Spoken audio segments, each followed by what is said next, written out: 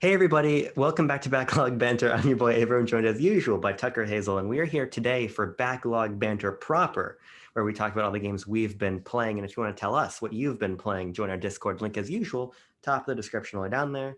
Like the video, subscribe to the channel, ring the notification bell. You know what to do. We're growing a lot recently, but most views don't come from subs. God So damn make it. sure you sub, do us a solid. But Tucker, we're here where I'm in a foreign location. I'm in Mhm. my grandparents' house in Florida.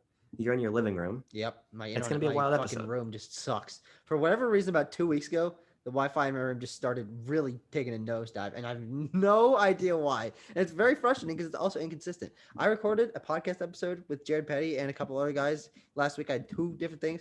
Perfect, flawless. When we start going to Yeah. record Quest, we start going to record a fucking dumb UMP fucking Yes. comic book club thing. It just shits itself, and I It just falls apart. but that hasn't stopped me from playing games because I don't play a lot of games that require an internet connection. The Sure. Xbox One no longer requires. Do you remember that old whole debacle I back in couldn't the forget it. back in the goddamn day? But the first game that I'm be talking about is something I think I might have mentioned last episode, which was kind of a while ago. That I was interested to get into, which is Res Infinite, which Okay. is sort of the Tetris Effect is sort of the spiritual successor made by the same guy. Idea, music, sensory overload, fucking thing of Res, Sure. and Res Infinite is the PS4 expansion remake HD whatever version of Res. And Res is essentially it's basically fucking Star Fox for music. Yeah. You aim a reticle around and then you let go and it shoots bullets and you destroy like fucking cubes in space. Um, I think this game's fucking stupid. I really don't think it's fun. The visuals are really annoying. It's not like good music. The stuff that you're doing doesn't really like affect the music that much. Sure. It's really bland. It's got some really cool boss fights where you actually have to use the mechanics in interesting ways. But on the whole, I just find the mechanics confusing. I don't like the way it controls. I think it looks stupid. The music's not very interesting, and the gameplay is just really lame. So I can't really comment. I know Res from like a historical significance perspective and where it's been and like fucking Atari and all of these things, all its permutations in the past. Never played it, never played Res Infinite. I really want to though. Yeah. I think that the conjunction of these sort of EDM, vaporwave, high on some kind of Coachella drug vibe of this game, similar to Tetris Effect, does appeal to me, and I would like to try this one in PSVR probably. Sure. Yeah. I'm Um, sure that's a significantly more engrossing experience. sure, I was hoping I could just download it off your PSN, but you have it through someone else's PSN. We've got Could. a whole complex web of how we're all playing games. But no, in spite of your disinterest in the game, I do want to try it for myself. Of course. Whether or not I agree with you, we'll see. You are a tastemaker in the community, so you're probably spot on. Yeah. But I still want to give it a shot. I don't know. I feel so disconnected from what people say about Resident Infinite, it being just Yeah, incredibly engrossing, mind bending, like super kinetic in its gameplay. But really, what you do is hold down the shoot button, move your reticle over things that show up on screen, and then let it go. And hmm that's really it.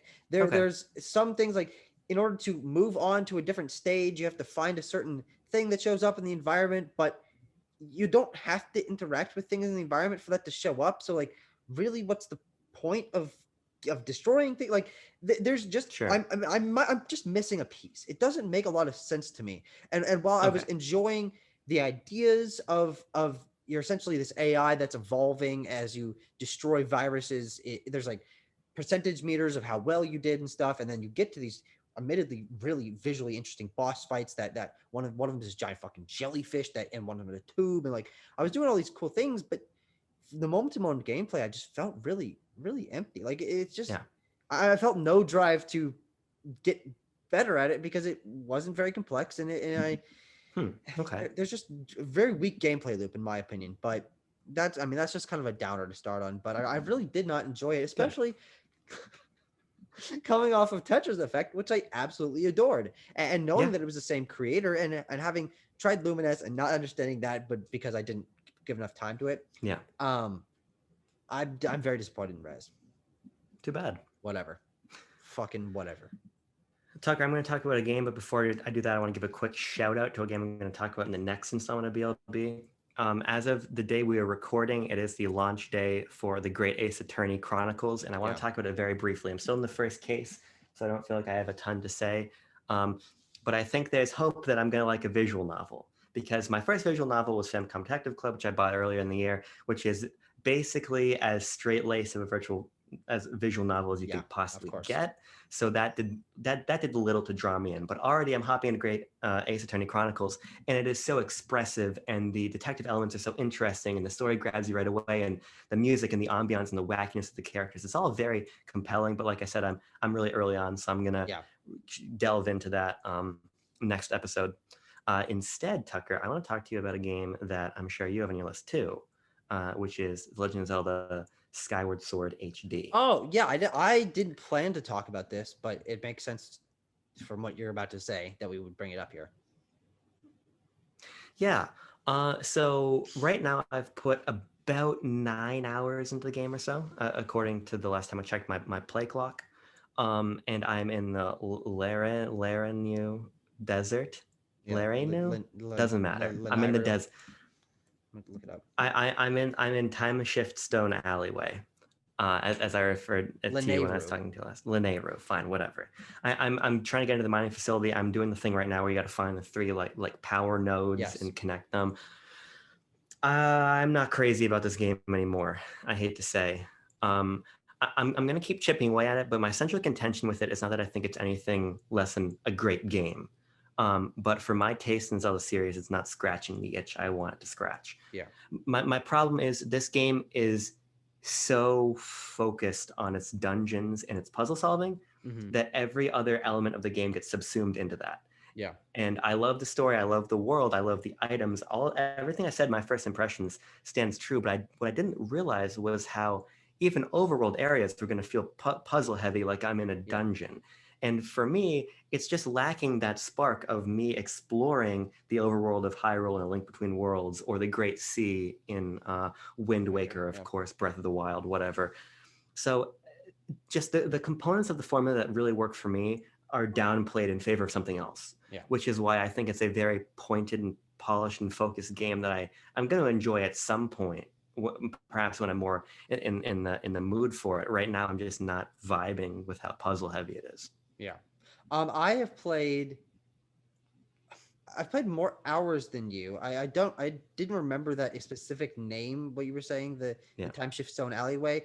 Maybe I'm just stupid, but I have Well, I passed the made point that that you've up, gotten. which is why. Oh, okay, fucking fine, whatever. But so I've played more than you, and honestly, we did our first impressions video, which is kind of the only time we've talked about the game, Yeah. our experience with it on this channel. Yeah. And my main complaint last time was that I was enjoying the game of all its Zelda aspects, but I wasn't really enjoying the controls. One thing I did mention in that, which I've since Yeah. adopted, is that making sure to recenter your motion control thing by pressing Y every time you want to do something. If you make that a very quick habit, it makes the motion controls perfect.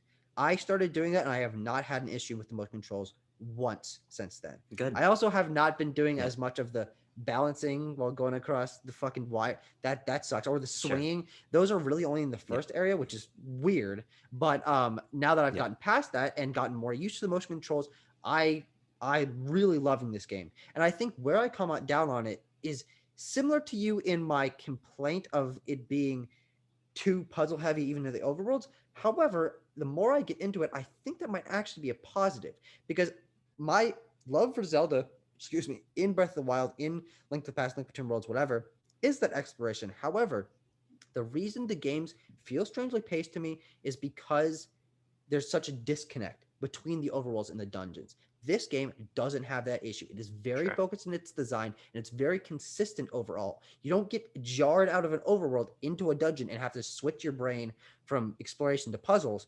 It's all puzzles, and I think it's very focused and Yeah. consistent because of that. And so it's actually making me appreciate dungeon puzzles and that form of exploration a lot more than I did in the past. And I honestly think jumping from this into something like going back into Ocarina of Time might help me enjoy that game more, because I'm more in the puzzle dungeon exploration mindset.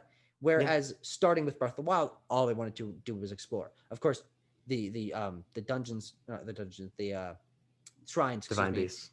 the shrines in Breath of the Wild are very bite-sized, and they're one puzzle each, which is entirely different. But I think the fact is that I'm appreciating this game and the dungeons a lot more because it's more consistent and it doesn't have that jarring aspect. So I'll play more of the game. You obviously will play more eventually. I'd like to review the game at some point in the future. I don't want to push it, but I am enjoying it a lot more than I think I was when I gave that first impressions. Good. I will say I'm playing with button controls, and the button controls are great. Now that I'm adapted to them, I really think I almost think I don't want to go back to simple one button combat anymore. Sure. I will say I think having it's a big design conundrum of how do you move the camera. Then there's inelegant solutions to it, but there's something really satisfying about having a little bit more nuance to that combat. So I will say from a control perspective, my issues with the motion control are gone because I just adapted to button controls. I think they're great. Can I move on to my next thing? Yeah. Okay. All right. Thank you for allowing me that option. I'm going to be moving on to something you are aware that I played. I actually finished New Super Mario Brothers U Deluxe, but I really only played the base game, so I'm just going to say New Super Mario Bros. U. Yeah. I have no fucking clue why I decided to boot up this game. I was enjoying Skyward Sword, and then I looked at my home screen and I was like, well, New Super Mario Bros. U Deluxe is there. Fine, let's try it. Okay. And this game is fine. It's just, it already feels outdated, even though it's not that old. Yeah. And it's just so painfully mediocre in like most things that it does. I enjoy some of the aspects that it does better than the earlier games in the New Soup series. But on the whole, I mean, it's just pretty mundane. And I had a pretty hard time playing it co-op with my roommate because he really sucks at New Super Mario Bros. And he basically just kept making us lose the levels and going into the bubble, and I had to fucking babysit him the whole time. So multiplayer, which people say makes these games better, hampered my enjoyment significantly. So I didn't have that benefit to it, but I can't even say that I'm glad I played through it. I guess I'm somewhat glad that I have it knocked off. Like I except for completing Wii, I've played every single mainline 2D Mario game now. But Jesus Christ, this game is just bland. I think this game, time to put some contrasting ideas in concert. I think this game is great, and I think that the fact that it's the fourth New Super Mario Brothers game makes it really boring. Yeah. And I think both those things are true at the same time. I think having played all of these games a ton, I really loved them when I was younger. And then revisiting, I reviewed this actually, I think for Gaming Trend at the time. Revisiting it later, I think this game is great. I think it's the best in the series. I think it's the most refined. I think it has the most interesting ideas. I think that its challenge mode adds a lot of fun new ways to play. I really like the Baby Yoshis. I think it probably has the best distribution of power-ups. I think it has scantily, but probably the best collection of level ideas. I think it has a really great overworld, some interesting boss battles. I think there's a lot to really love about the game, but I think it's also the fourth game in its franchise. And that, for me, is what really kills it. Because you can talk about the outdated ideas in the game, like being booted out to the overworld map and all these things, and repeated level themes. But I think that as a throwback to retro 2D Mario, it's great. But it's great in a vacuum. But we don't play games in a vacuum. We play them in the context of the larger canon of their franchises and of Nintendo's catalog overall. And because of that, it just loses so much momentum that it has by itself. So it's an unfortunate case of a great game just coming out at the wrong time. Yeah, I mean, I only engaged with that core main adventure, playing through all the levels in the overworld and beating the final fucking boss, which is a fun final boss. You fight Giant Bowser and Bowser Jr. at the same time, which is cool. But a lot of the aspects of this game that do make it better than the previous New Super Mario Bros. Games are only just that tiny margin of, they changed this a little bit, which means it's better, but it's also barely better. And battling the Koopalings again and And Boom Boom again, which drives me fucking bananas. Yeah. And getting booted out to the overworld and it taking a pretty long time to load back in every time you want to start a level again. But you're right, the overworld is cool. It's kind of a mishmash, but it's cool that's all interconnected. The baby Yoshis are fun. The things that the game does introduce, I think that the acorn power up is fun. There's fun things that this game does on its own, but it's pasted over a very bland visual style, not like no music that's nothing to write home about. You barely even think about it, and gameplay that is refined, but because you have done this a gazillion times, it really makes it not feel special.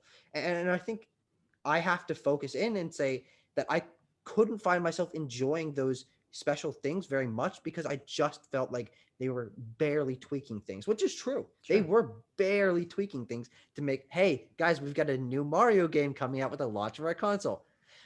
Yeah, we're putting out basically the exact same game as this exact same year, but it's a new Mario game, guys. And they're not wrong. But like when you're going into a mainline Nintendo game and the biggest second biggest whatever video game franchise on the planet, and you're going, yeah, it's new. That's not a good sign. Right. So yeah, I can't even say I recommend this game very much. I would, if you haven't played a new Super Mario Brothers game, I would recommend it. Sure. Again, basically all of my issues come from the fact that I had played all of them sequentially, and they're part of this just lump of malaise, 2D Mario malaise, where it's all the same. But on its own, I think there's a reason it's sold like 12 million units or whatever. It's one of the best-selling Switch games. Huh. Yeah. It's I think it's still in the top 10. It did incredibly well and reviewed well because it's a very polished 2D platformer. I just think that when you start to look at it through these different lenses, it becomes a lot worse. Mm-hmm. It's a really great example for me of the way that the 10.44 million. So 10.44 million. Fantastically well. Yeah, I think this game in the series is a great example of how the hardcore minority does not represent the interests of the majority. Yeah, it outsold Super Mario Maker 2 almost 2-1, and I think that there's a clear place for new Super Mario Brothers games. But I think that if Nintendo wants to bring them back, and I think they will, they need to actually innovate so they get their hardcore on board also. Yeah. Because yeah, sure, you're selling a lot to these people on the outside, and that's great. And if you're not familiar with 2D Mario, that's great. It's a great place to start. But ultimately, you got to speak to everyone, and to do that, you got to move the series forward. Yeah. So I hope when 2D Mario comes back, it does. Because of that, the game does sit in an interesting place. But if it had been an innovative 2D Mario game, it would have spoken to everyone. There's no downside to making an innovative 2D Mario game. Yeah. Which is why I think this one just it does feel a little bit lazy. No, it definitely does, and I will say. If you want a little bit of that innovation, it's still very iterative, but I really think you should play New Super Luigi U. It's a lot shorter. The entire game is designed for shorter, harder challenges with Luigi, kind of refreshed level. It's still the same level, world themes, but the level gimmicks are different. Visually, there's some changes. I do think that, especially since you have it in Deluxe, is worth just trying, because I think it highlights the way that there was so much more that could have been done that just wasn't. Sure. So. Yes. Which also means that New Super Mario Bros. U Deluxe on Nintendo Switch, with its combination of Luigi and you, and having the super extra easy mode of Nabbit in the main game and all that, and Toadette and fucking Peach, whatever, we're not even getting into that, but makes that the ultimate way to play this game. And aside from Super Mario Maker 2, the one of the better 2D platforming games on the Switch. It is worth picking up, but there's a caveat, asterisk. You can get it if you fit into that frame. One last thing I want to say before we move on is that this is arguably not the best way to play the game, actually. Because on Wii U, they released a combo disc. My Wii U, actually, when I got it in 2014, had Mario and Luigi U bundled together. And it had Toad as the fourth, a yellow Toad as the fourth playable character in the main campaign. Yes. And the reason that matters is because if you're playing 4 players on Switch, one person is inherently stuck with the invincible baby mode character. which is just a really bizarre design oversight. So I might actually say, now we're talking about such a hyper niche of people here, but if you want to play 4 players New Super Mario Brothers U in 2021 and you have a Wii U, play on Wii in into the Switch. year of our Lord 2021, if you're really hankering for some 4-player New Super Mario Brothers U, Yes, break out your Wii U. find that specific combination of fucking get whatever the fuck. All right, what do you have next? God damn it. Next, I want to talk to you about Resident Evil: The Dark Side Chronicles. Okay, hold on. Google time. I've never heard of that. It is a on-rails light gun game that released on the Wii. And my aunt and I have been playing it in co-op while I'm down here. We played the first few missions. It takes place prior to the events of Resident Evil 4. You start out with Leon and the guy who isn't Wesker. Who's the guy? Like the big buff fucking guy you fight in like the desert part. It doesn't matter. People who know will know who I'm talking about. Krauser. Oh, that's his name. yeah, with the rocket launcher. Yeah. So it starts out with them, and they're in this like decrepit town, and there's kind of this bioweapon, biomutant, whatever conspiracy that's it, the BOWs and the fucking Umbrella Corporation and BSAA and all of this, hokey stuff you come to expect out of Resident Evil. And then you play the first mission, then you flash back to past Resident Evil games. So like you play through the outbreak in Raccoon City from Resident Evil 2 as Leon and Claire, and you go through the RPD, you meet Maurice, you do all of these things. And it's kind of Leon retelling to Krauser what happened to catch them up to what's unfolding pre-Resident Evil 4. So it's pretty interesting. Yeah, and it runs on Crytek, or like a very much gimped version of Crytek engine. So the game looks really beautiful on Wii actually, and it certainly is a co-op light gun game.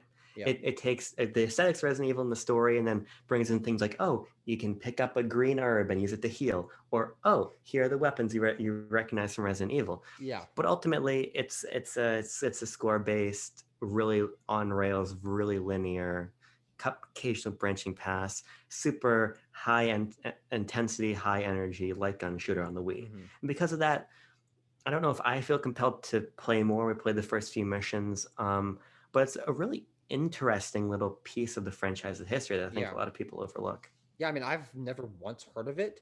I also have never once played a light gun game, like an on rails fucking House of the Dead, whatever light gun game.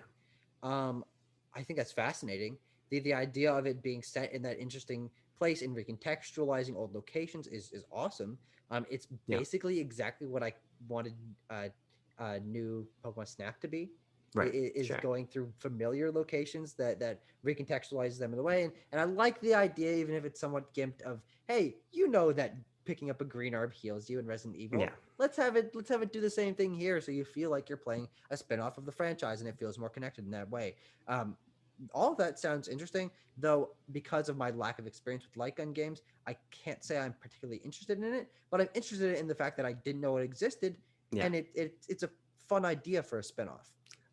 And I'm sure someone would probably pay you to take a copy of the game off their hands. Oh. I mean, fucking Wii era light gun games were a dime a dozen. I think people forget, like, there was a Dead Space light gun game on Wii. Kind of the easy thing to do during that generation was, hey, there's a Wii remote, you can point at the screen, you can shoot a gun, so let's make a light gun game. Which kind of led to an interesting resurgence of that genre. So I got Sin and Punishment Star Successor. So can I really complain? But it's interesting. It's an interesting game. I'm probably not going to go back to it, but my aunt had it. It was on her shelf. Yeah. I was like, let's give it a shot. You can slap that in your Resident Evil games ranked. I guess so. Well, your rank would probably be 2 remake, 4. No, it'd be 4 is my number 1. 4 is the only one I've bothered finishing. Oh. You never finished 2 remake. No, because now I'm fucking Ada, and it's linear corridors, and big tall gray man is coming, and he keeps hitting me, and I got to do like a chess puzzle as Leon, and I don't want to do this anymore, so I stopped. Reasonable. Yeah. So I really love 4, and then I kind of don't give a shit about 2 remake. I like the RPD a lot, and then Resident Evil Village I like Dimitrescu a lot, and then I stopped playing the game. I will say very briefly, my aunt and I were playing some Resident Evil 5. I bought that on Switch, so if you want to download it, you can. We just we played a little bit of Mercenaries, but we literally just started Campaign. the campaign because it's completely co-op. So we're probably going to play through a good chunk of that. It's interesting, but again, I didn't play nearly enough to talk about it. But I Yeah, figured of just, course. drop the guy in there too. Yeah, I'm glad you brought something entirely random. Yeah. I also started something entirely random. The last few days at work for me, I have not had my boss there, and also Sure. fucking no one else there, which means Right. that I can do whatever the hell I want. So I Right. decided to bring my Nintendo 3DS XL with me one night. Sure. And the game I chose to bring with me was one of the ones on my shelf that I had only dabbled in before, Ultimate NES Remix. Okay. I played about 2 hours of Ultimate NES Remix. Um, and I think this game is cool conceptually, but holy fuck, does it get boring fast. I mean, you are doing like 2-minute bite-sized challenges of all sorts of Yeah. NES games, but they're just holy shit, they're just bare bones like, yup, collect the coins.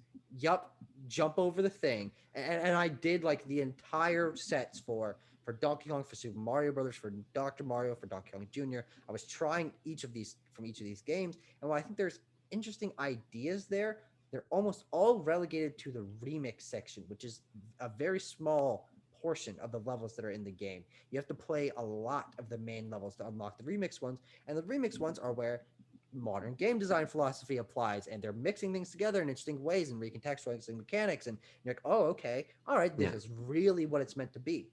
But when you're just playing Super Mario Brothers 1-1, jump on 5 Goombas in a row, and doing that like slight permutations of that 10 times, it got really fucking boring really fast. And I really have no interest in going back to this game. So I haven't played it in a long time, but I disagree because I don't think that that's really what the game is meant to be. What I think it is a really fun way to reconnect to these largely trite NES games, which we've played over and over again and rebought on Virtual Console over and over Course, again. And it's a fun way to hop into on 3DS in a bite-sized format, a couple little games, and then you get to the remix ones where you're playing it's like fucking Link and Ice Climber or whatever. Yeah.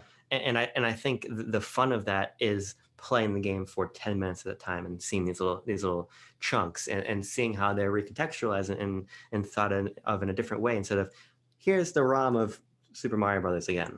Yeah. And for me, I think that high score element, sure, you got to get through. There's a pacing problem, obviously, because you got to get through the really boring basic challenges first. Yeah. But I think the crux of that game of the bizarre ways of here's sprites from completely unrelated Nintendo games smashed together makes these old games Nintendo trots out nostalgia for and re-releases of constantly in a way that feels fresh and interesting. So I No, actually like this game quite a bit. Maybe you misunderstood what I was saying.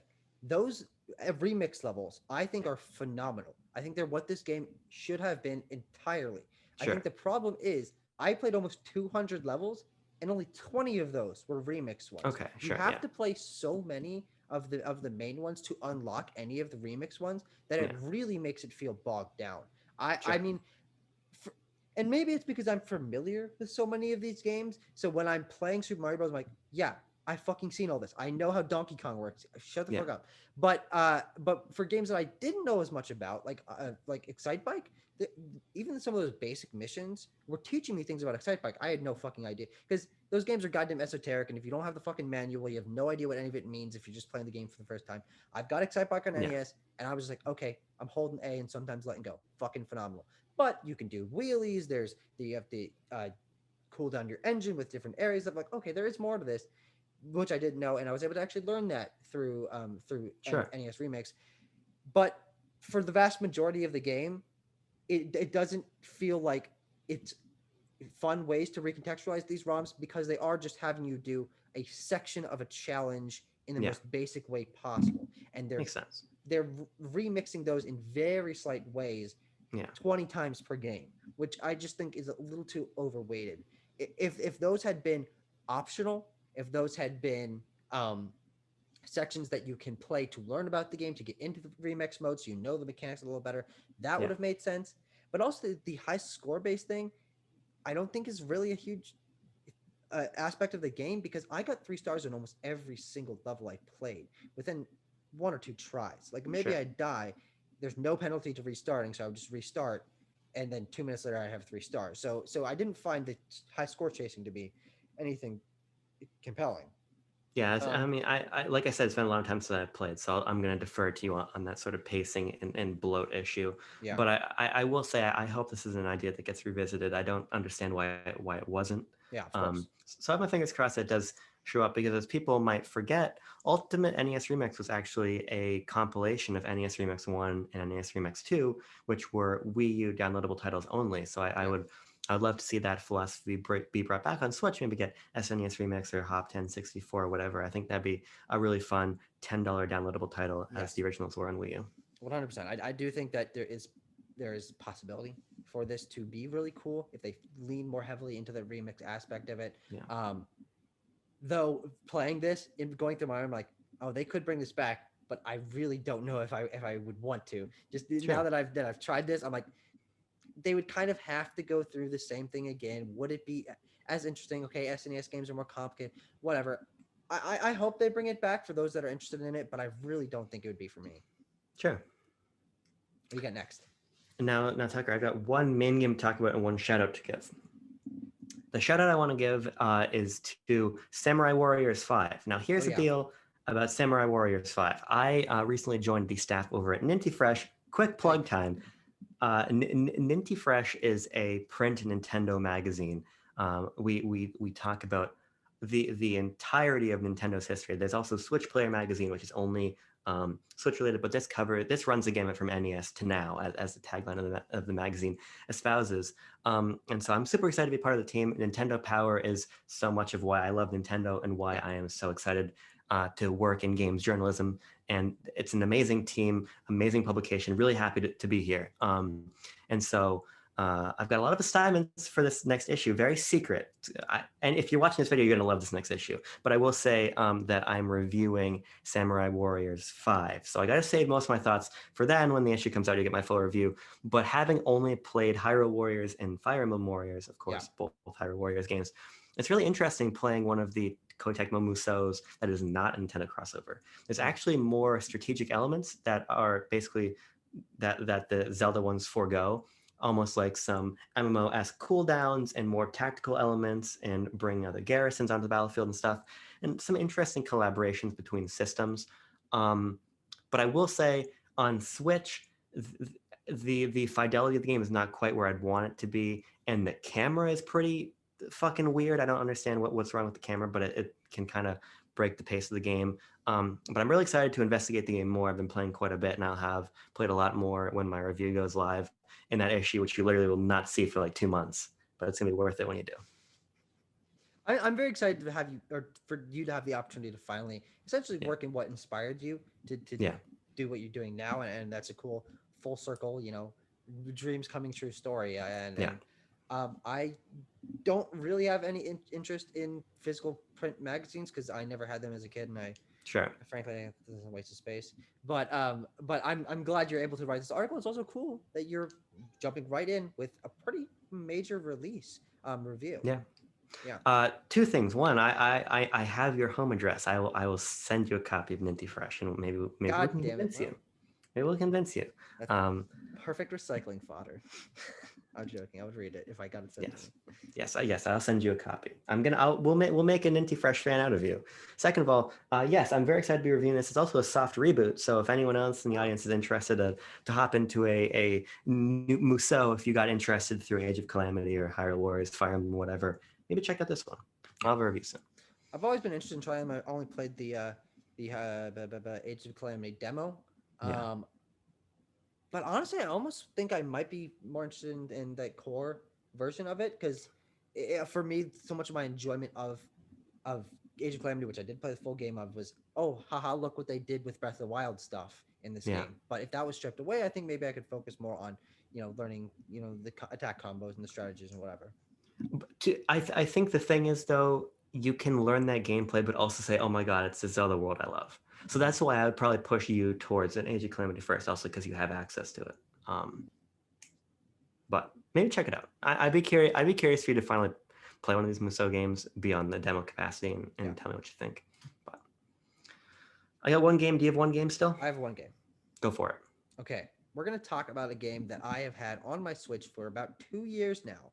And same night that I was sitting there playing Ultimate NES Remix, I was like, man, I'm really fucking tired of Ultimate NES Remix.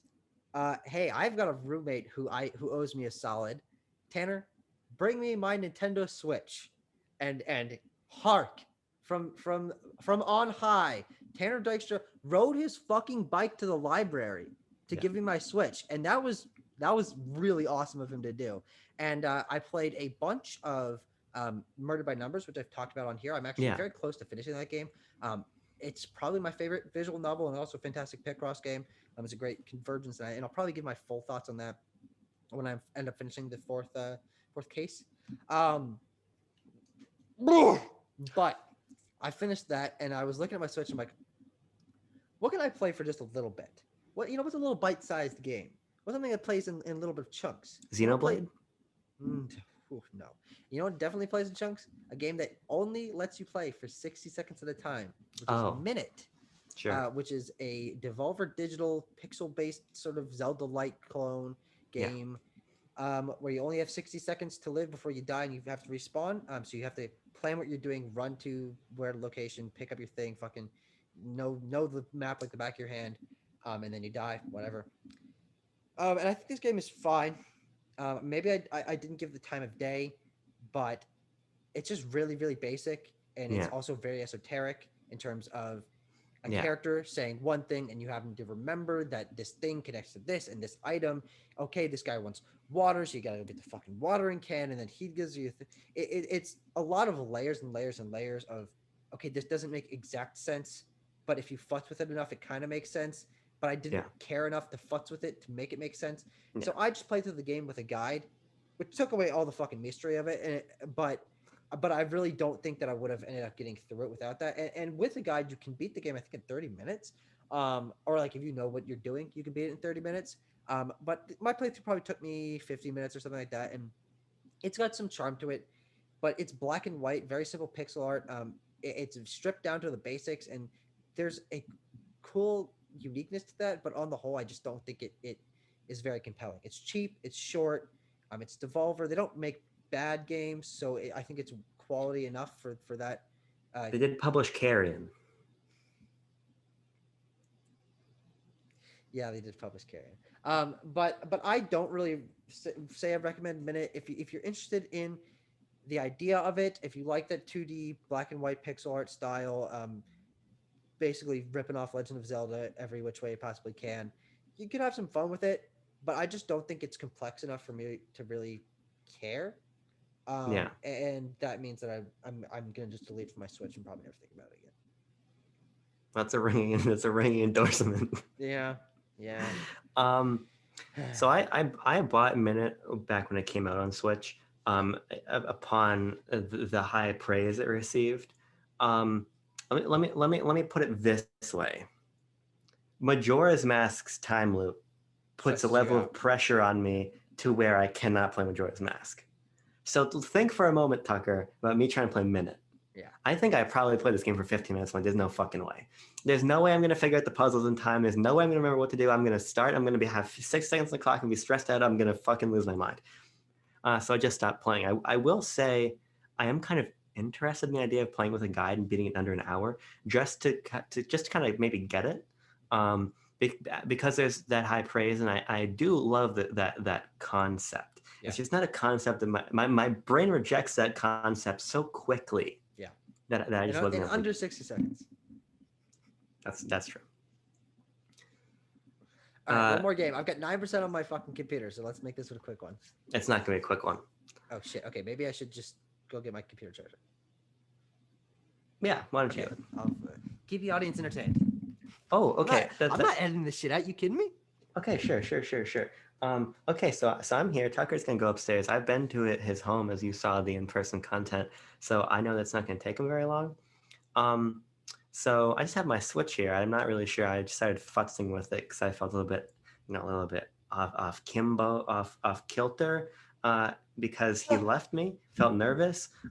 So you want to see my home screen? He's here the whole time. There's my home screen. He says Charger's here the whole time. He can't hear me yet. I'm a light mode enjoyer. We got into a little bit of a spat on Twitter with some members of the BLB community about this. Tucker, luckily, is on the right side of history. He is also an average light mode enjoyer. If you use dark mode, I don't begrudge you. But what I do begrudge is the dark mode supremacy, which says don't use light mode. But I happen to really enjoy light mode. I think it's kind of bright, it's kind of fun. So don't kill my vibe, because I'm not going to kill your vibe. I understand your vibe and I use it sometimes, but my vibe is better. But I'm not casting judgment. If anything, I'm asking you not to cast judgment on me. I'm talking about using light mode instead of dark mode on your Switch. Oh, fuck yeah. I love light mode. I also love light mode. I explained that we got into a bit of a spat on Twitter with some other members of the BLB I thought crew you were and saying community. in the audience that is not currently communicating with you got into a spat. That would explain a lot. I mean, you can get in a fucking argument with a goddamn sock if you want, if you so wished. Sometimes I get into arguments with myself, just to I believe tease out ideas, you know. All right, I'm back. Tucker, the last game I want to talk about is my favorite 2021 game. That is Guilty Gear Strive. Oh, fucking A. So I have not really talked about this game anywhere online. I sent a couple messages in Discord, but this is not my favorite game I've played in 2021, but of the 2021 games I have played, this is by far my favorite. Yes. A little bit of a distinction to make there. This game is fucking awesome. I really love Guilty Gear Strive. I've probably played 10 to 12 hours over the course of the 3 days I was playing before I came to see my grandparents. And as soon as I get home, I'm going to be hopping back into Strive. This is a 2D Arc System Works fighting game. You'll know them from Dragon Ball Fighters. I am not a fucking weeb, so I know them from the arguably way more weeby game Guilty Gear. But this is my first Guilty Gear game. Yeah, so he's Strive not that much of a weeb. No. I like... Well, the truth of the matter is I'm actually like a huge weeb, but I just try to play it off. Yeah. You're scared of being a weeb, so you don't want to admit it. Yes, that's exactly the case. Yeah. This game is a really accessible fighter that it was touted that way. This is by far the most successful Guilty Gear game. It's making a lot of waves. And I'm a simple man, Tucker. When the video game Donkey tells me that an anime game is actually good, I'll play it. And so I finished watching his review. I'm like, shit, I kind of want to try Guilty Gear. I got a final check from CBR that I wasn't expecting. I'm like, you know what? I'm going to treat myself. I'm going to buy Guilty Gear on PS5. Maybe I'll like it. Maybe I won't. Whatever. A little bit of a treat for myself. I fucking love this game. Fighting That's awesome. games. I just want to say first off, it's fucking cool that you just randomly tried this and love it. Yeah. Tucker, fighting games are exactly what I love. It's all about that gameplay. And Strive is all about style. This game is so stylish and interesting. If you watch a single match, you're going to see insanity. You're going to see the game's beautiful animation. You're going to see these awesome effects that happen in the background. You hit someone, it says counter across the back of the stream. You kill them, it goes slash. The music is this Japanese rock, which goes indisputably harder than any soundtrack I've heard in a long time. And it pumps you up. You get lost in how beautiful and how awesome Strive is from a presentational perspective. Yeah. And then, Tucker, you get to the characters. And this is one of the characters. This is one of the coolest fighting game rosters I've ever seen. My favorite character... I never played Waku Waku 7, though. I have not played Waku Waku 7. My favorite character right now is Mei, who is this girl who wears this oversized sweatshirt. And she fights with a fucking anchor, like a boat anchor. That's 4 times her size. And she can summon dolphins, and she can summon porpoises. And Isn't that the same thing? Aren't dolphins porpoises? I don't think so. Or maybe it's seals she summons. Would that treat you better if I said seals? The point is there's a sense of personality here that's unmatched. There's this vampire zombie doctor named Faust who wears a bag over his head and this big lanky motherfucker, and he fights all kinds of stuff. Guy summons shadow demons. There is just a confident, cool factor to Guilty Gear, which is awesome. Then you get to the mechanics, Tucker, and this is where the game gets really nuts. Mechanics. It's simple and easy for somebody who doesn't play fighting games to pick it up, and really get into it and feel empowered. Everything you do, even as a fucking noob like me, feels cool and it does damage, and you feel like you're really making forward progress to learning your character. And the move sets are kind of, they're kind of concise, and it allows you to really understand each of your character's options and implement them. And then, Tucker, you go online. This is where it gets really nuts. Guilty Gear Strive has the most beautiful rollback netcode I've ever seen in the fighting game, combined with a genius lobby system, which makes it hard to get smurfed on, which makes it so most of the time you're going to be fighting people who are your exact same skill level. So those fights are going to go either in your favor or their favor, but you never feel like you're getting stomped on. Yeah. This is just such a beautiful video game, mechanically, visually. I love it. I really love it. And I cannot wait to double my playtime in the week that I come back home. This game is so cool. You genuinely, everything you're saying here makes me want you to at least look up the roster of Waku Waku 7, because I think it's the roster. This is a pretty small roster, but it's like 10 characters, 12 characters, something like that. I'd say maybe 14 or 16 Okay. characters. Maybe I underestimate, but still, that's pretty small Yeah. for a modern fighting game, which is fine. I have nothing Yeah. against that. But Waku Waku 7 has that personality 30 years ago. And it's fucking ACA Neo Geo game where which I have on Switch, which I bought just because it looked fucking wild. Yeah. And it's got characters that are exactly what you're describing of what the fuck is going on. But Yeah. I'm praising Waku Waku 7 for it, which is a game fucking no one talks about, no one cares about. This is the modern equivalent of that, with PS5 power behind it, with modern game design philosophy behind it, and online multiplayer and all of that. So honestly, I'm willing to give it a try. I just want to know, what's the best way to hop into this game? As someone who doesn't play fighting games, is there story modes? Is there a tutorial mode? How did you learn how to play this game? First of all, I just double checked 16 characters in the roster, and then the 17th just got announced, and I think he just got added to the game also, the first free DLC character. Some quick turnaround. Yeah. So when you boot up the game, it has probably the most robust tutorial and mission mode I've seen, period. There is such a granular level of tutorials where they will teach you everything from as simple as how to dash to how to use the Guilty Gear Strive specific mechanics like roam canceling and everything. So literally any question you would have about how to play the game, there's a tutorial that lets you play it and learn it and see your inputs compared to what the input should be. Watch a video tutorial, do it yourself. It's really robust. There is the arcade mode you'd expect out of a fighting game to play offline. There's a survival mode where you're just fighting infinitely many opponents until you go down. I made it through 14. That's my personal best right now on a single health bar. There's a story mode, but Tucker, here's where it gets fucked up. My one disappointment with this game is its story mode. Mm-hmm. The story mode is non-playable. The story mode is a 4-hour anime. Oh, that's really interesting. Yeah. I was hoping for a playable. I was hoping my video game that I could play the story mode. Yeah. But it's a 4-hour anime, I think split up into like 6 or 8 episodes or something. So you could do that to learn about the characters and the world, but you can't play it. But between that mission mode, between arcade mode, and between survival, and then a really robust like dojo training mode, you're gonna learn everything you need to go online. Mm-hmm.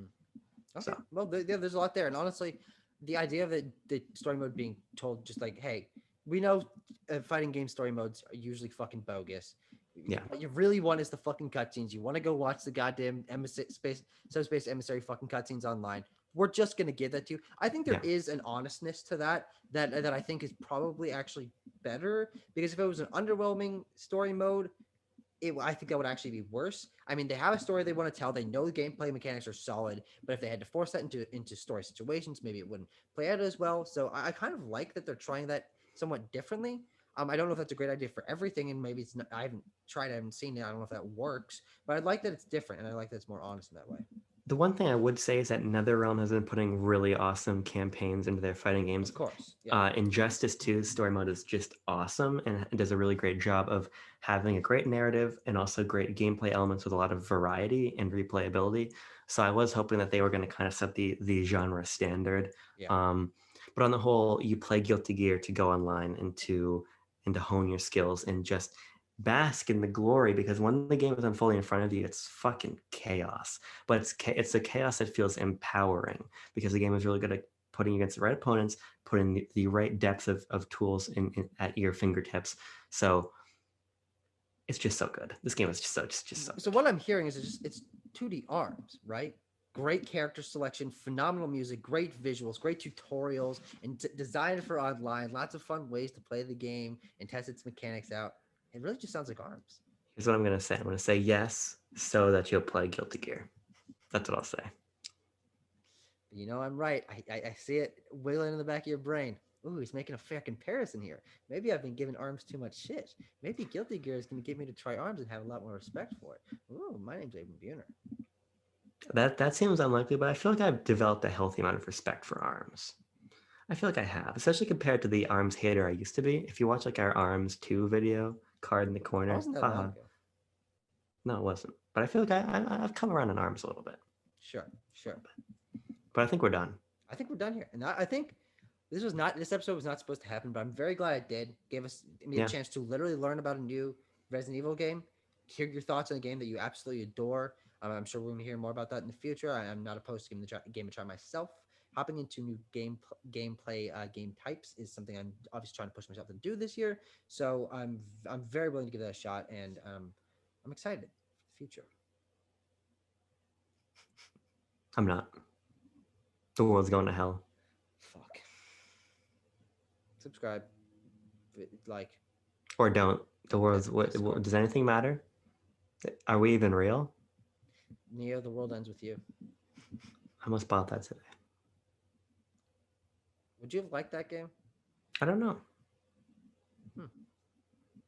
Well, I guess we'll never know. Yeah, probably not. Junction, what's your fun?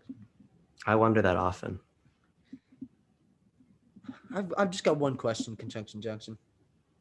The fuck's your function, man? Like, Your function? Function. Function. Are you a Funyun fan? No, not really. No. No. A fresh Funyun can be fine, but after like 2, you're like, wow, this is just my throat hates me. All right. I feel that way about sun chips. Sure. Yeah. Those fucking like garden tomato or whatever the shit ones are pretty good though. Garden salsa, garden variety. Yeah, garden variety. That's what they're called. Sun chips garden variety.